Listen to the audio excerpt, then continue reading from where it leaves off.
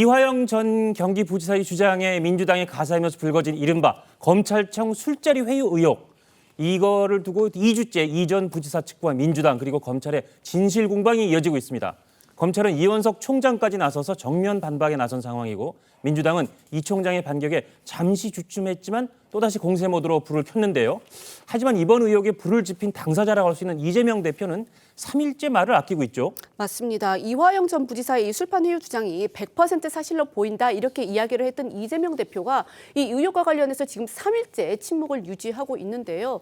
오늘 오전 이재명 대표는 이 대장동 재판에 출석하면서도 이원석 검찰총장의 이 반박 입장에 대해서 어떻게 생각하느냐 이런 질문을 받았지만 여기에 대해서 답을 하지 않았습니다. 또 이 앞서 재판에 출석을 할 때 했던 그런 발언이었죠. 검찰이 말을 바꾸고 있다 이 발언에 대해서 그 이유가 뭐냐라는 질문에도 침묵을 유지했는데요. 먼저 오늘 이 대표의 출석 모습부터 보시겠습니다. 최근에 검찰이 국방연구원 관계자 압수수색했는데 어떻게 생각하시나요? 술판 의혹 관련해서 검찰총장이 사법 방해라고 말했는데 어떻게 보십니까? 검찰이 말을 바꾸고 있다고 말씀하셨는데 정확히 어떤 의미인가요? 예, 이재명 대표가 이화영 전 부지사의 주장이 100% 사실로 보인다. 이런 얘기를 했던 게 지난주 화요일 재판 출석 때였는데요. 한 열흘 상간에 이 대표의 입장이 좀 많이 달라진 것처럼 보입니다. 일단 이제 침묵을 하고 있는 건데요. 예. 그간 검찰은 이 8차례나 입장을 내면서 뭐 담당 교도관, 당시 이 전 부지사 측 변호인 등의 진술, 또 이 전 부지사의 출정 일지, 뭐 영상 녹화실의 사진 등 다 이렇게 공개를 하면서 이 전 부지사 측 주장을 반박을 해왔습니다. 그럼에도 이제 민주당의 의혹 공세가 의혹 제기가 이제 계속되니까 지난 23일에는 이원석 검찰총장이 직접 등판을 하면서 이 진실 공방의 판이 커진 상황인데요.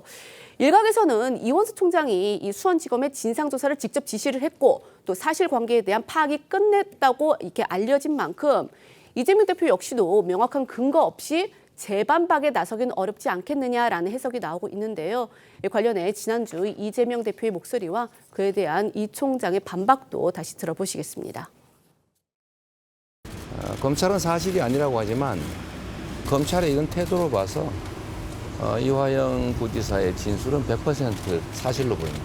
이화영 부지사에 대해서 그 진술이 100% 진실이다라고 말씀하셨는데 그렇다면 앞서 이화영 부지사가 이재명 대표의 대북 송금 관여 사실을 진술한 바로 그 진술도 100% 진실인 것인지 저는 되묻고 싶습니다.